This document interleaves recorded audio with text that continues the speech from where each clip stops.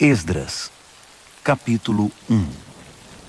No primeiro ano de Ciro, rei da Pérsia, em cumprimento à palavra do Eterno anunciada por Jeremias, o Eterno incitou Ciro, rei da Pérsia, a fazer um pronunciamento oficial em todo o seu reino.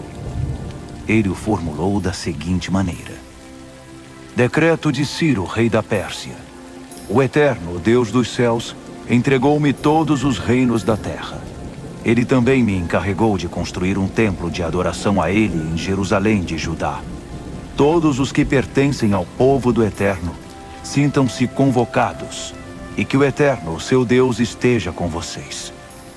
Subam a Jerusalém de Judá e reconstruam o templo do Eterno, o Deus de Israel, o Deus de Jerusalém. Quem ficar para trás, onde quer que esteja vivendo, ajudará enviando prata, ouro, ferramentas e animais, além das ofertas voluntárias para o templo de Deus em Jerusalém. Os chefes das famílias de Judá e de Benjamim, os sacerdotes e levitas, e todos aqueles que Deus despertou, partiram para reconstruir o templo do Eterno em Jerusalém.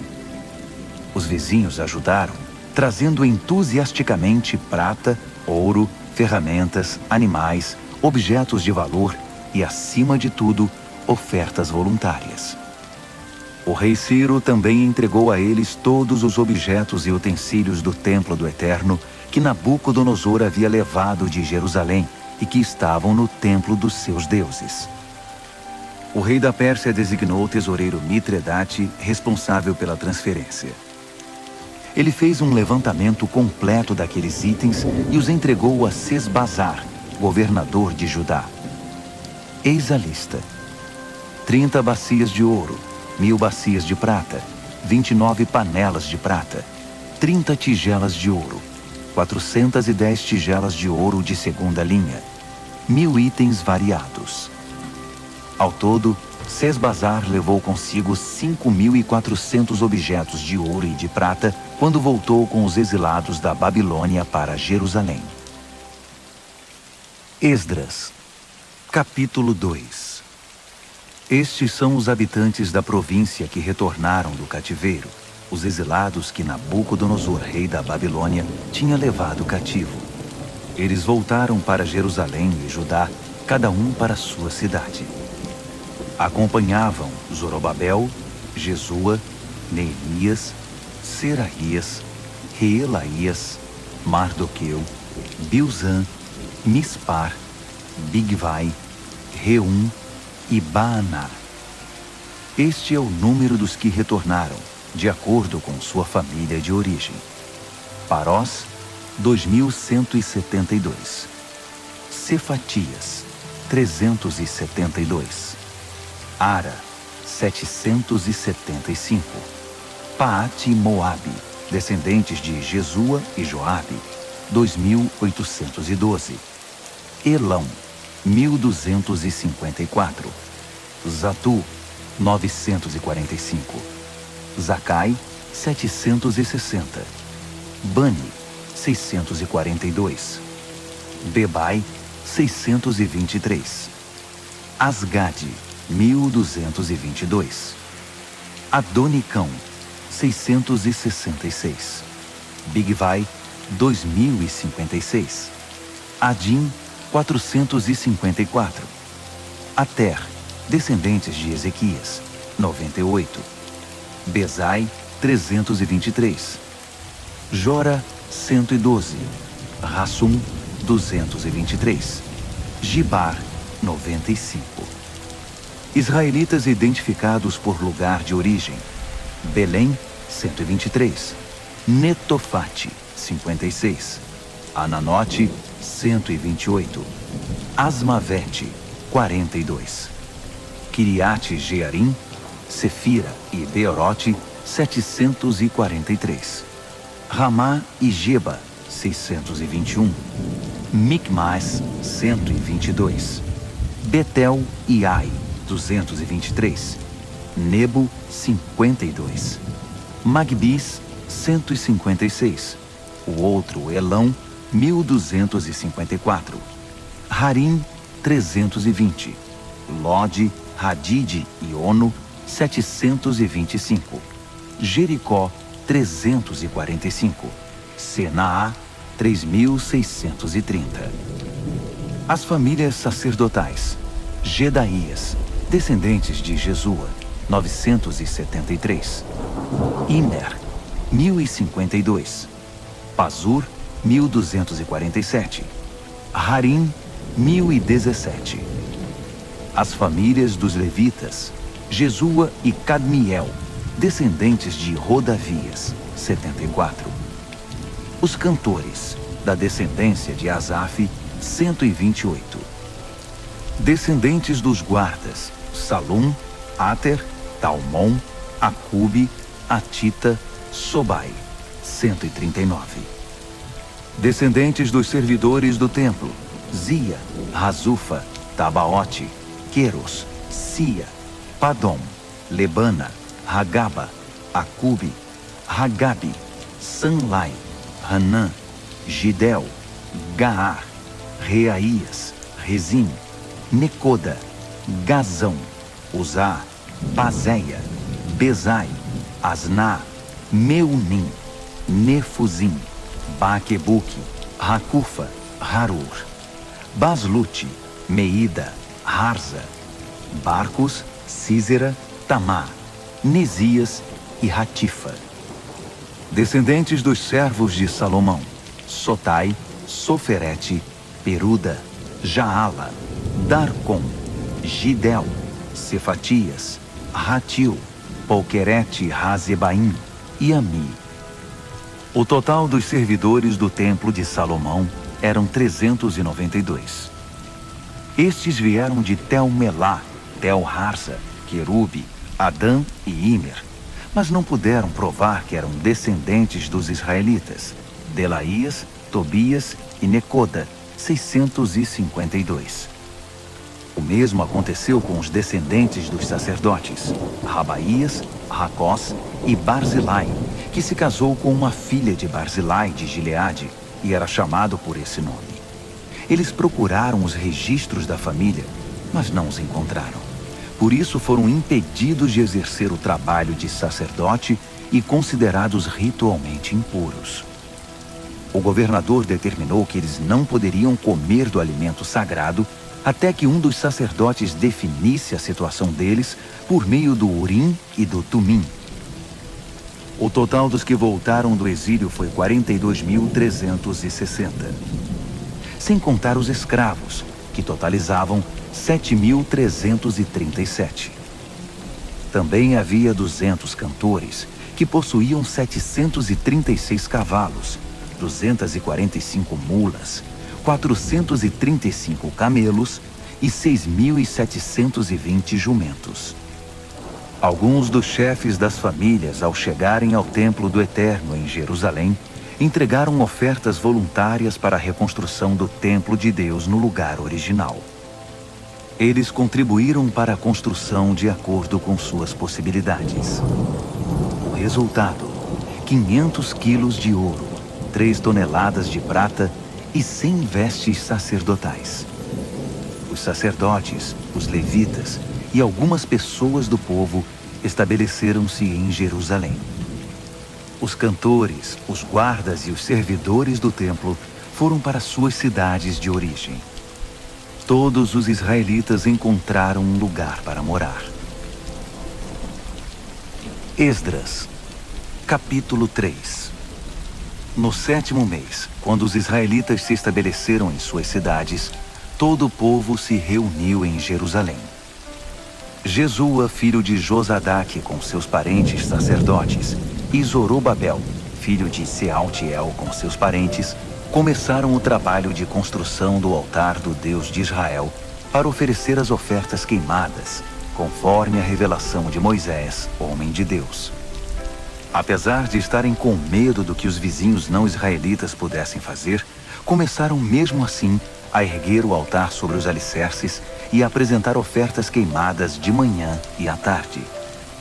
Também celebraram a festa das cabanas conforme prescrito e apresentaram as ofertas queimadas determinadas para cada dia.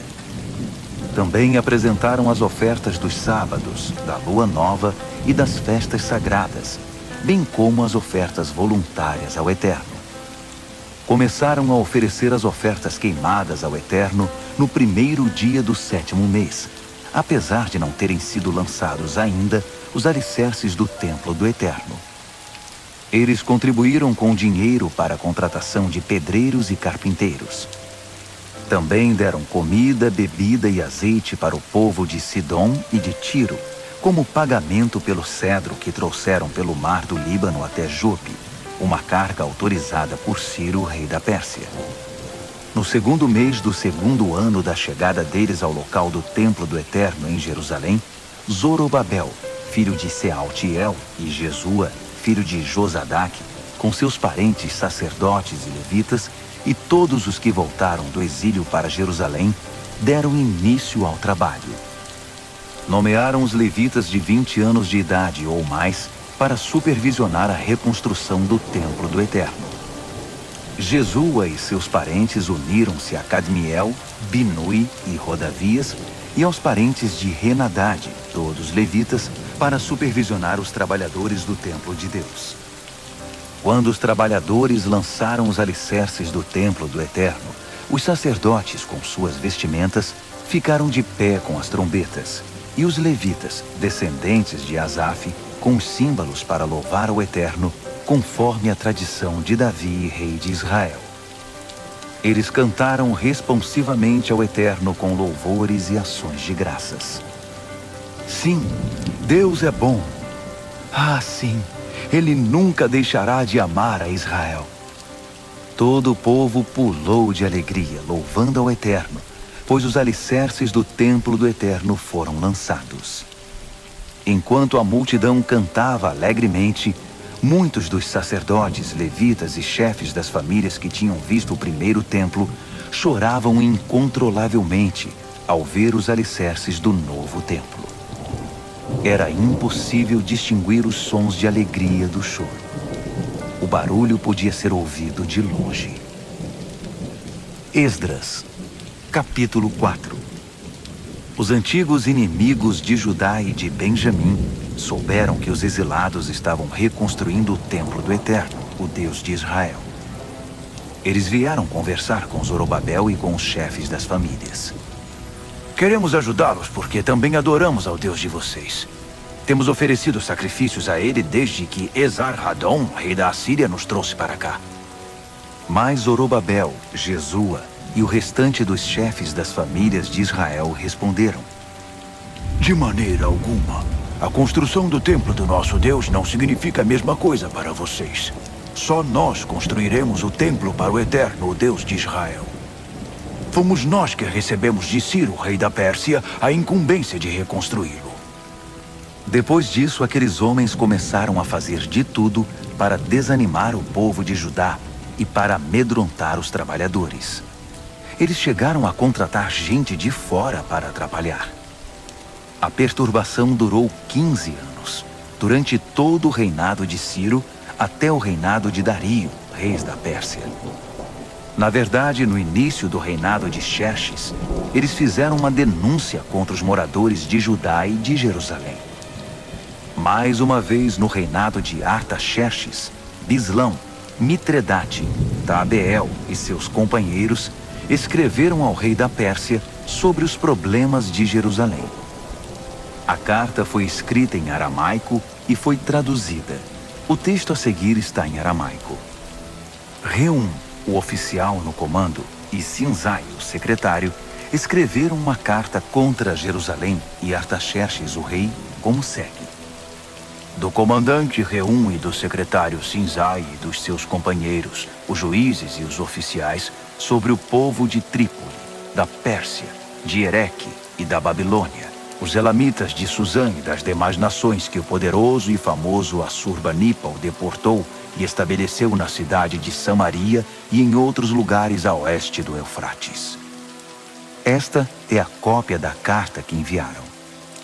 Ao rei Artaxerxes, dos seus servos da terra a oeste do Eufrates. Queremos informar o rei que os judeus que partiram daí e chegaram a Jerusalém começaram a reconstruir essa cidade rebelde e má. Estão empenhados em terminar os muros e em reconstruir os alicerces. O rei precisa saber que quando a cidade estiver reconstruída e os muros terminados, os moradores não pagarão mais 1 centavo de tributo, taxas ou impostos. O tesouro real sofrerá com a perda. Somos leais ao rei e não podemos ficar apáticos enquanto o rei é insultado. Daí o interesse em relatar a situação. Sugerimos que o senhor procure nos registros históricos dos seus antepassados e constatará que essa cidade é rebelde, um espinho para qualquer rei ou governador. É um centro de conflitos e revoltas, e isso há muito tempo. Por isso a cidade foi destruída. Queremos que o rei saiba que se a cidade for reconstruída e seus muros restaurados, o senhor perderá o que tem nas províncias da além do Eufrates.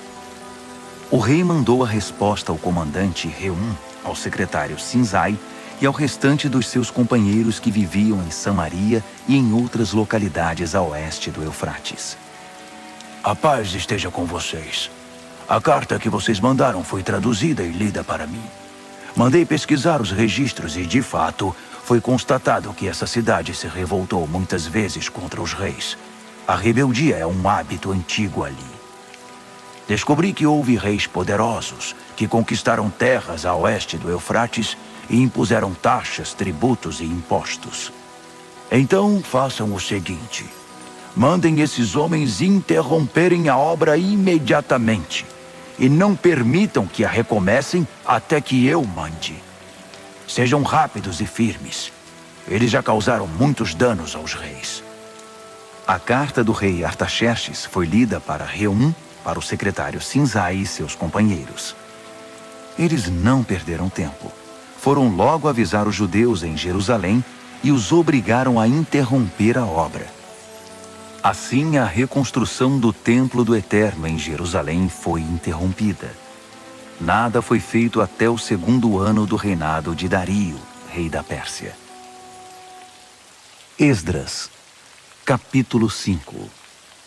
Enquanto isso, os profetas Ageu e Zacarias, filho de Ido, pregavam aos judeus em Judá e em Jerusalém com autoridade concedida pelo Deus de Israel. Por isso, Zorobabel, filho de Sealtiel, e Jesua, filho de Josadaque, reiniciaram a reconstrução do templo de Deus em Jerusalém. Os profetas de Deus vieram ajudá-los. Tatenai, governador do território a oeste do Eufrates na época, Setar-Bozenai e seus companheiros procuraram os israelitas e perguntaram: Quem deu autorização a vocês para reconstruir o templo e restaurar os muros? Então informamos a eles os nomes dos encarregados da construção. Mas Deus estava atento aos líderes dos judeus. Por isso a obra não foi interrompida até Dario ser informado e enviar a resposta oficial. Tatenai, governador do território a oeste do Eufrates, Setar-Bozenai e seus companheiros, os oficiais do território, enviaram uma carta ao rei Dario. Este é o conteúdo. Ao rei Dario, paz e sucesso. Queremos relatar ao rei que fomos à província de Judá, ao templo do grande Deus que está sendo reconstruído com enormes pedras. No momento estão pondo as vigas de madeira nas paredes. A obra está sendo executada com empenho e rapidez. Perguntamos aos líderes: quem deu autorização a vocês para reconstruir o templo e restaurar os muros? Também pedimos os nomes dos responsáveis para que pudéssemos informar quem são os encarregados da construção. Eles nos disseram o seguinte: somos servos do Deus dos céus e da terra. Estamos reconstruindo o templo que foi construído muito tempo atrás. Um grande rei de Israel construiu toda esta estrutura. Mas nossos antepassados deixaram o Deus dos céus furioso.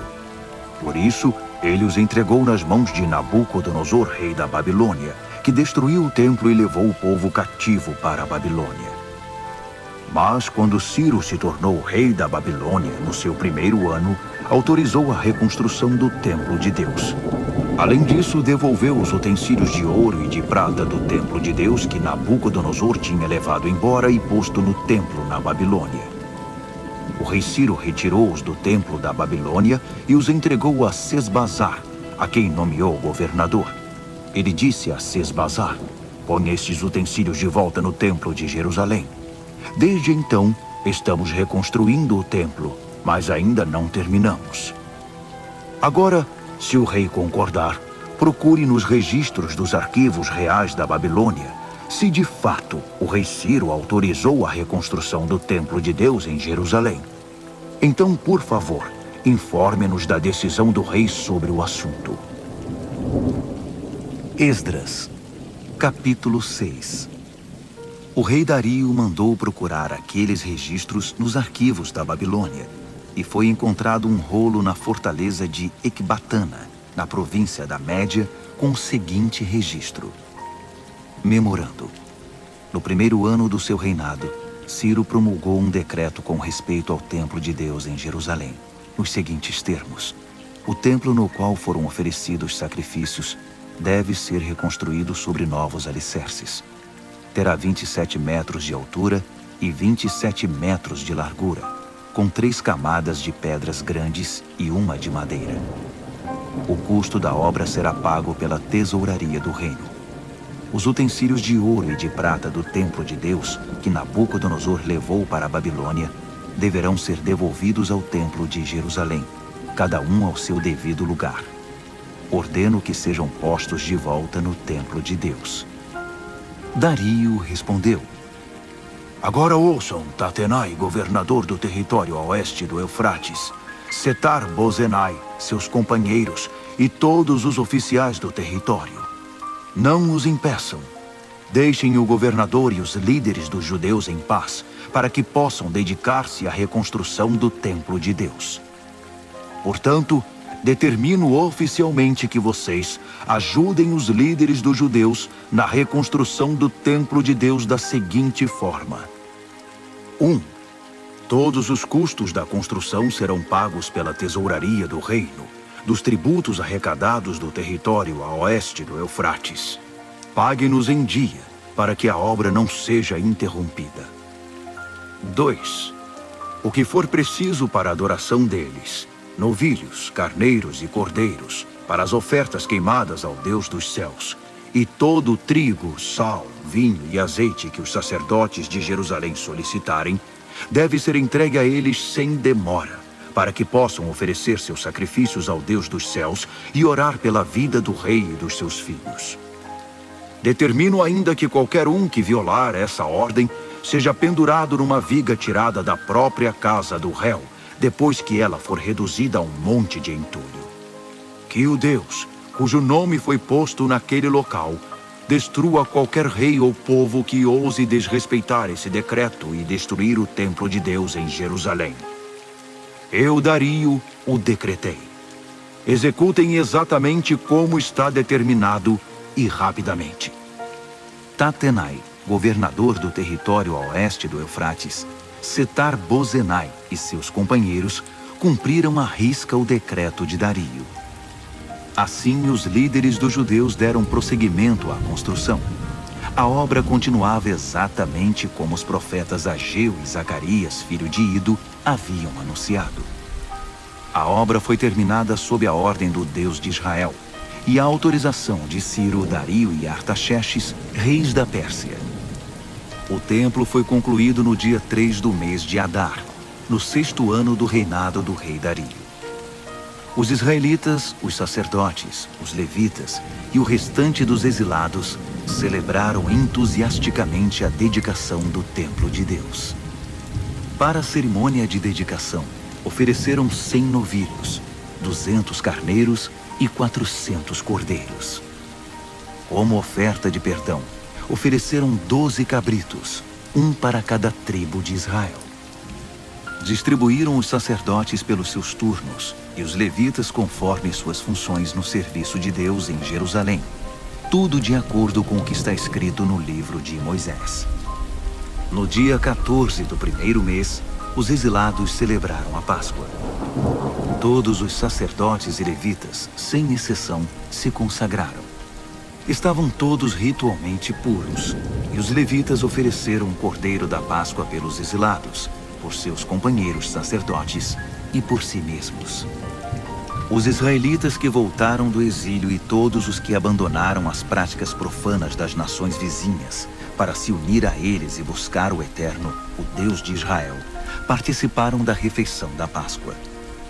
Os 7 dias da festa dos pães sem fermento foram uma alegre celebração. O Eterno tinha mesmo dado a eles razão para muita alegria, pois havia mudado a mente do rei da Assíria e conquistado para eles seu apoio na construção do templo de Deus, o Deus de Israel. Esdras, capítulo 7. A chegada de Esdras se deu após esses acontecimentos. Foi durante o reinado de Artaxerxes, rei da Pérsia. Esdras era filho de Seraías, filho de Azarias, filho de Ilquias, filho de Salum, filho de Zadoque, filho de Aitube, filho de Amarias, filho de Azarias, filho de Meraiote, filho de Zeraías, filho de Uzi, filho de Buque, filho de Abizua, filho de Finéias, filho de Eleazar, filho de Arão, o sacerdote principal. Esse era Esdras. Ele veio da Babilônia e era profundo conhecedor da revelação de Moisés, dada pelo Eterno, o Deus de Israel. Como a mão do Eterno estava com Esdras, o rei concedeu tudo o que ele havia pedido. Alguns israelitas, os sacerdotes, os levitas, os cantores, os guardas e os servidores do templo o acompanharam na viagem a Jerusalém, no 7º ano do reinado de Artaxerxes. Eles chegaram no 5º mês daquele ano. Esdras tinha saído da Babilônia no 1º dia do 1º mês, e a chegada a Jerusalém aconteceu no 1º dia do 5º mês, sob a direção protetora de Deus. Esdras dedicou-se a estudar e a praticar a revelação de Deus, e a ensinar aos israelitas as verdades contidas no livro. Esta é a carta que o rei Artaxerxes entregou a Esdras, sacerdote e estudioso, mestre em questões relativas aos ensinamentos do Eterno para Israel. Artaxerxes, rei dos reis, ao sacerdote Esdras, estudioso dos mandamentos do Deus do céu. Paz e sucesso. Estabeleço por meio deste decreto que qualquer israelita, cidadão do meu reino, que queira subir a Jerusalém, até mesmo os seus sacerdotes e levitas, estão autorizados a ir. Vocês estão sendo enviados pelo rei e seus 7 conselheiros para verificar como está Judá e Jerusalém em relação à obediência ao ensino do seu Deus, que vocês estão levando em mãos. Vocês também estão autorizados a levar a prata e o ouro que o rei e os seus conselheiros estão doando para o Deus de Israel, que habita em Jerusalém, e a prata e o ouro arrecadados por meio da contribuição generosa de toda a Babilônia, incluindo a do povo e dos sacerdotes, para o templo do seu Deus em Jerusalém. Utilizem esse dinheiro criteriosamente para comprar bois, carneiros, cordeiros e os ingredientes para as ofertas de cereal e de bebida. Depois, ofereçam-nas sobre o altar do templo do seu Deus em Jerusalém. Fiquem à vontade para utilizar o restante da prata e do ouro naquilo que vocês e seus parentes acharem melhor, conforme a vontade do seu Deus. Entreguem ao Deus de Jerusalém os utensílios que foram devolvidos a vocês para o serviço no templo do seu Deus. Se precisarem de mais alguma coisa para o templo, paguem com os recursos da tesouraria do reino. Eu, o rei Artaxerxes, autorizo solenemente e determino a todos os tesoureiros do território a oeste do Eufrates que forneçam ao sacerdote Esdras, o estudioso dos mandamentos do Deus do céu, tudo de que ele precisar, até a quantia de 3,5 toneladas de prata, 100 tonéis de trigo, 10 barris de vinho, 10 barris de azeite e sal à vontade. Tudo que o Deus dos céus exigir para o templo deve ser entregue sem hesitação, porque o rei e seus filhos arriscariam provocar sua ira. Fique claro que ninguém poderá cobrar tributos, taxas ou impostos de nenhum sacerdote, levita, cantor, guarda do templo, servidor do templo ou qualquer trabalhador vinculado ao templo de Deus. Eu o autorizo, Esdras, com a sabedoria que Deus deu a você, a nomear magistrados e juízes para administrar a justiça a todo o povo do território a oeste do Eufrates, que viva de acordo com os mandamentos de Deus. Você tem a missão de ensinar os mandamentos de Deus aos que não os conhecem. Quem não obedecer aos mandamentos do seu Deus e às leis do rei, deve ser imediatamente processado e punido com morte, exílio, multa ou prisão. Bendito seja o Eterno, o Deus de nossos antepassados, que concedeu ao rei o propósito de honrar o templo do Eterno em Jerusalém. Além do mais, Deus fez que o rei e todos os seus conselheiros e oficiais influentes fossem benevolentes para comigo. O Eterno, meu Deus, esteve ao meu lado. Por isso estou pronto para ir. Já organizei a viagem de todos os líderes de Israel que irão me acompanhar. Esdras, capítulo 8. Estes foram chefes das famílias e os que se alistaram para sair comigo da Babilônia, no reinado do rei Artaxerxes. Da família de Finéias, Gerson. Família de Itamar, Daniel. Família de Davi, Atos. Família de Secanias. Família de Parós, Zacarias com 150 homens registrados. Família de Paate-Moabe, Elioenai, filho de Zeraías com 200 homens. Família de Zatu, Secanias, filho de Jeeziel, com 300 homens. Família de Adim, Ebede, filho de Jonatas, com 50 homens. Família de Elão, Jesaías, filho de Atalias, com 70 homens. Família de Cefatias, Zebadias, filho de Micael, com 80 homens. Família de Joabe, Obadias, filho de Jeiel, com 218 homens. Família de Bani, Selomite, filho de Josifias, com 160 homens. Família de Bebai, Zacarias, filho de Bebai, com 28 homens. Família de Asgade, Joanã, filho de Racatã, com 110 homens. Família de Adonicão, trazendo os últimos, Elifelete, Jeuel, Semaías, com 60 homens. Família de Bigvai, Utai e Zabude, com 70 homens. Eu os reuni próximo ao canal que desce para Aava. Acampamos ali 3 dias. Descobri que no grupo só havia leigos e sacerdotes, mas nenhum levita. Por isso, mandei chamar os líderes Eliezer, Ariel, Semaías, Eunatã, Jaribe, Eunatã, Natã, Zacarias e Mesulão, e os mestres Joiaribe e Eunatã. Depois, mandei que falassem com Ido, chefe da cidade de Cassifia. Expliquei o que deveriam dizer a Ido e a seus parentes que moram em Cassifia. Mande-nos ministros para o templo do nosso Deus. A boa mão de Deus estava conosco.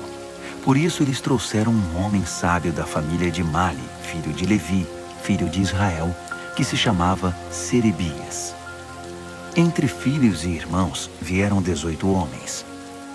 Trouxeram também Razabias e Jesaías da família de Merari. Entre filhos e irmãos eram 20 homens. Também vieram 220 servidores do templo, descendentes dos que ministravam no templo que Davi e os oficiais haviam designado para auxiliar os levitas em seu trabalho. Todos foram registrados pelo nome. Perto do canal de Aava, proclamei um jejum, pois era hora de demonstrar humildade diante do nosso Deus e de orar por sua orientação e proteção na viagem, pelas pessoas e pelos bens que estávamos transportando. É que eu tinha ficado sem jeito de pedir uma escolta ao rei contra os assaltos na estrada. Em vez disso, dissemos a ele: o nosso Deus protege todos os que o buscam. mas se desvia daqueles que o abandonam. Assim jejuamos e oramos por nossa viagem, e Deus nos ouviu. Depois escolhi a 12 dos principais sacerdotes, Serebias, Hasabias e 10 de seus irmãos, e pesamos a prata, o ouro, os utensílios e as ofertas para o templo do nosso Deus que o rei, os seus conselheiros e todos os israelitas haviam doado. O resultado, 25 toneladas de prata, 100 utensílios de prata no valor de quase 4 toneladas de ouro, 20 tigelas de ouro de 8,5 kg, 2 vasilhas de bronze polido, tão valioso quanto o ouro. Depois da contagem, declarei: vocês e esses utensílios estão consagrados ao Eterno. A prata e o ouro são ofertas voluntárias para o Eterno, o Deus de seus antepassados. Guardem esses objetos até que possam pesá-los no templo do nosso Deus, diante dos sacerdotes, dos levitas e dos chefes das famílias que estão em Jerusalém. Os sacerdotes e os levitas ficaram responsáveis por tudo que foi pesado e entregue a eles e tomaram todas as providências para levá-los ao templo de nosso Deus em Jerusalém. Saímos do canal de Ahava no dia 12 do primeiro mês, em direção a Jerusalém. Deus esteve conosco durante toda a viagem e nos protegeu de assaltos e de bandidos nas estradas. Chegamos a Jerusalém e aguardamos 3 dias. No 4º dia, a prata, o ouro e os utensílios foram pesados no templo do nosso Deus e entregues a Meremote, filho do sacerdote Urias. Eleazar, filho de Finéias, estava com ele, além dos levitas Josabade, filho de Jesua, e Noadias, filho de Binuí. Tudo foi contado e pesado, e registraram o peso total. Quando chegaram os exilados, eles ofereceram ofertas queimadas ao Deus de Israel como segue: 12 bois, representando as tribos de Israel, 96 carneiros, 77 cordeiros, 12 cabritos como oferta de perdão. Tudo isso foi oferecido como oferta queimada ao Eterno. Também divulgaram as ordens do rei aos administradores das províncias nomeados no território a oeste do Eufrates, e eles deram todo o apoio ao povo na obra do templo de Deus. Esdras, capítulo 9. Depois de tudo pronto, os líderes vieram conversar comigo. Disseram: o povo de Israel e os sacerdotes e levitas não se separaram dos povos vizinhos, nem das práticas perversas e obscenas dos cananeus, dos heteus, dos fariseus, dos jebuseus, dos amonitas, dos moabitas, dos egípcios e dos amorreus. Eles deram suas filhas em casamento a esses povos, e seus filhos se casaram com as filhas deles. A linhagem santa agora está misturada com esses povos. Os nossos líderes e oficiais foram os primeiros a cometer esse pecado. Quando ouvi isso, rasguei minha roupa, até minha túnica. Arranquei cabelo da cabeça e da barba e me joguei no chão desesperado. Muitos estavam tremendo de medo em virtude do que Deus estava dizendo sobre a traição dos exilados. Eles se reuniram ao meu redor e se sentaram muito aflitos, aguardando o sacrifício da tarde. Na hora do sacrifício, criei coragem. Levantei-me e, com a roupa rasgada e a túnica na altura do joelho, levantei as mãos para o Eterno e orei: meu Deus, estou tão envergonhado que nem consigo olhar para ti. Nossos pecados são maiores do que nós e nos impedem de enxergar. Nossa culpa chegou até o céu. Estamos atolados em culpa desde os tempos de nossos antepassados. Por causa do nosso pecado, nós, nossos reis e sacerdotes, fomos entregues a reis estrangeiros para sermos mortos, levados cativos, saqueados e envergonhados, como acontece hoje.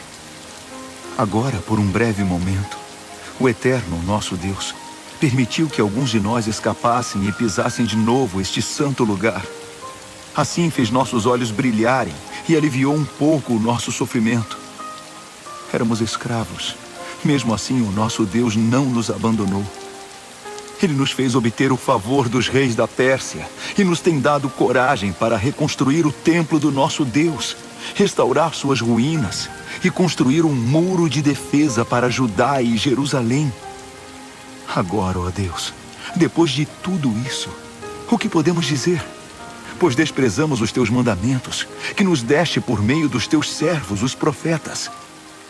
Eles nos disseram: a terra que vocês vão possuir está poluída, entulhada com a perversidade do povo que vive ali. Eles a contaminaram com suas práticas abomináveis.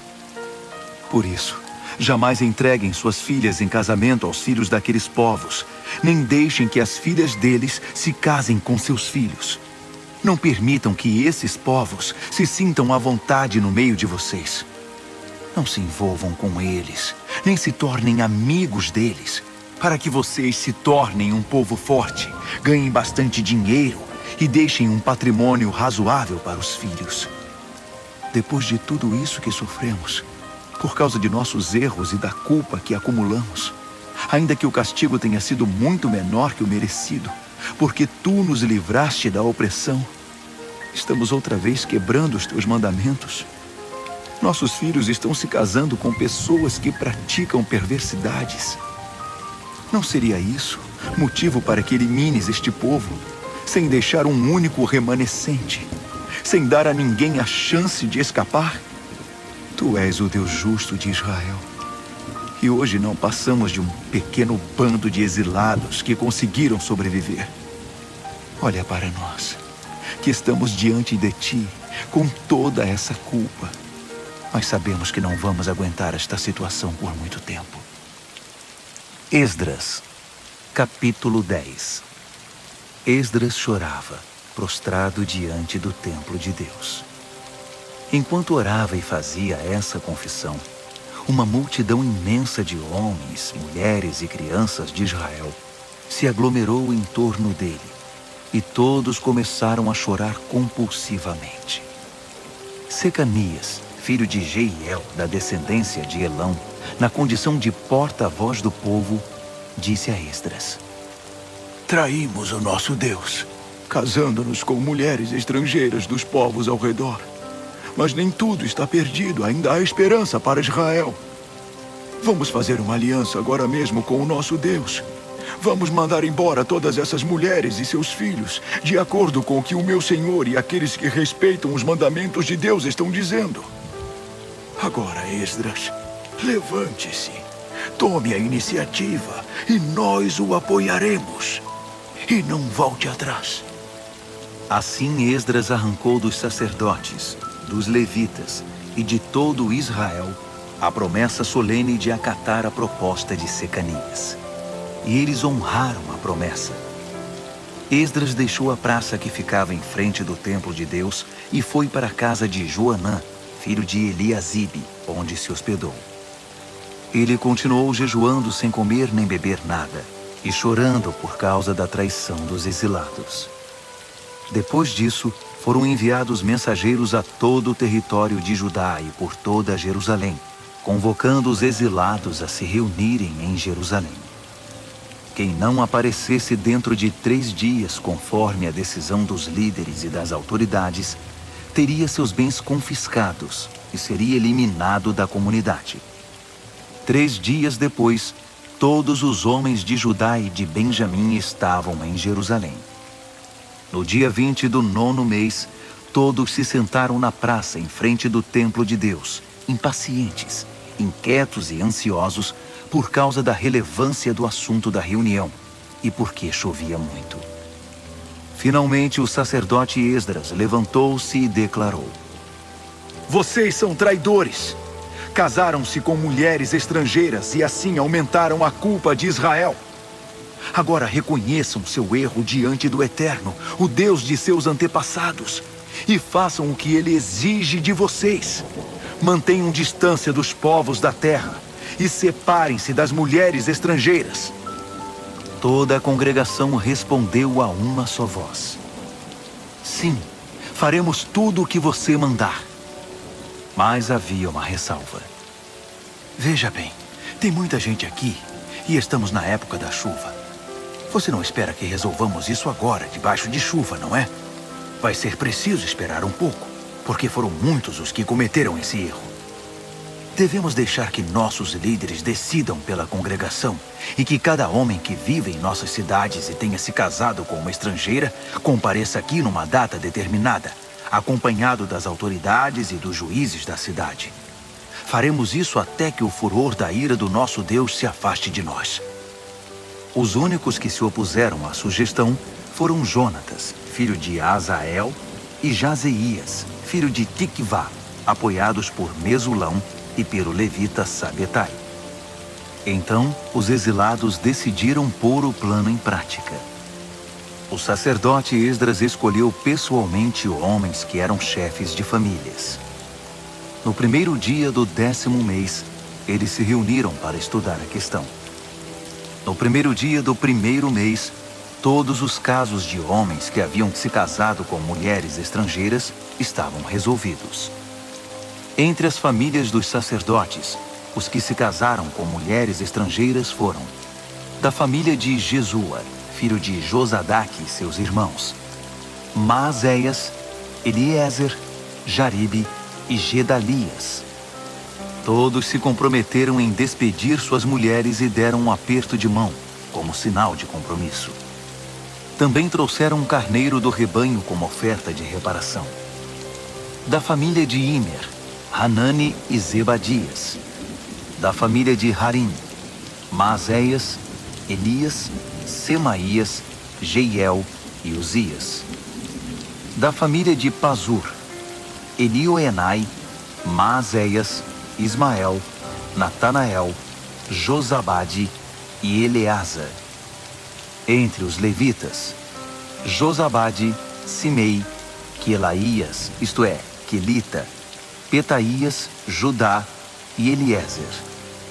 Entre os cantores, Eliasibe. Entre os guardas do templo, Salum, Telem e Uri. Entre os outros israelitas, da família de Parós, Ramias, Gesias, Malquias, Miamim, Eleazar, Malquias e Benaia. Da família de Elão, Matanias, Zacarias, Jeiel, Abde, Jeremote e Elias. Da família de Zatu, Elioenai, Eliasibe, Matanias, Jeremote, Zabade e Aziza. Da família de Bebai, Joanã, Hananias, Zabai e Atlai. Da família de Bani, Mesulão, Maluque, Adaías, Jazube, Seal e Jeremote. Da família de Paate-Moabe, Adna, Quelau, Benaia, Maazéias, Matanias, Bezalel, Binui e Manassés. Da família de Harim, Eliezer, Isias, Malquias, Semaías, Simeão, Benjamim, Maluque e Semarias. Da família de Hassum, Matenai, Matatá, Zabade, Elifelete, Jeremai, Manassés e Simei. Da família de Bani, Maadai, Anrão, Uel, Benaia, Bedias, Queluí, Vânias, Meremote, Eliasibe, Matanias, Matenai e Jaazai. Da família de Binui, Simei, Selemias, Natã, Adaías, Macnadbai, Sazai, Sarai, Azarreel, Selemias, Semarias, Salum, Amarias e José. Da família de Nebo, Jeiel, Matitias, Zabade, Zebina, Jadai, Joel e Benaia. Todos esses se casaram com mulheres estrangeiras, e alguns deles tiveram filhos com elas.